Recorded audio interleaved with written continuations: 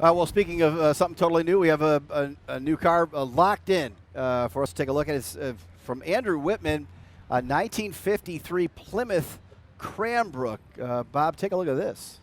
Well, it was a period where Chrysler decided to do highly functional cars with a lot of headroom.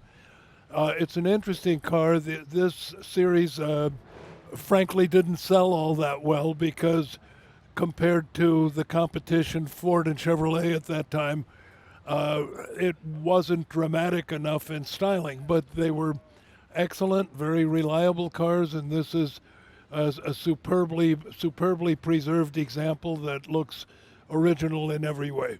Well, Again, it wasn't a car that teenage dreams were made of.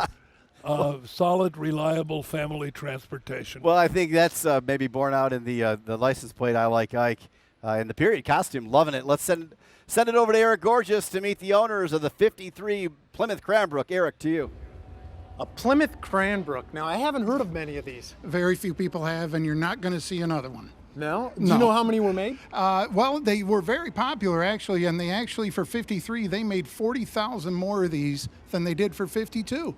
Wow. And it was a very successful car. The problem with them, the reason you don't see many of them is because the Korean War was ramping up. And the federal government tried to shut down the big three. They actually tried to stop automotive production. I got you. I got you. So these were produced with very bad steel, period. And Gotcha. they rotted away. Oh, all right. So to find one in this good a condition, it's pretty tough. How long have you owned it? We've had it for 9 years. We found it in Massachusetts. Massachusetts. Yep. Now, what kind of condition was it in when you found it? What you see is what you get. This is how it came out Really? of the barn. We're the second owners. Another bar find. Another barn find. Jeez Yep. Louise. Technically, it was abandoned, but the woman who owned it, she had nobody.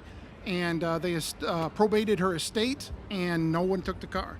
Now, is this pretty original then? I mean, as far as color and everything Yes, goes? this is the cactus metallic paint. I left the rust. It's the original rust.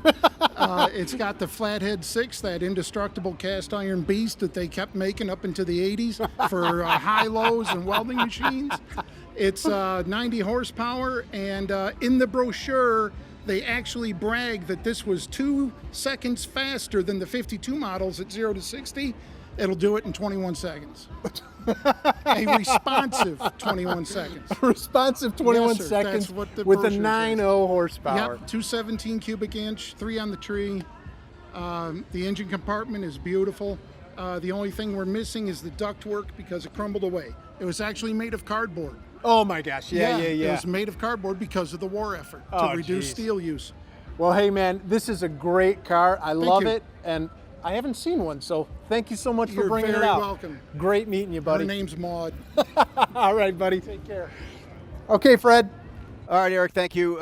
We are coming to you live from the corner of 9 Mile and Woodward here in beautiful downtown Ferndale, Michigan, the cradle of the creation of this incredible Motor City event, the annual Dream Cruise. Our live coverage continues here at dptv.org, antiquesroadshow.org, and a live broadcast coming up next in Metro Detroit on Detroit Public TV, WTVS Channel 56. And you are watching the Dream Cruise Roadshow on DPTV.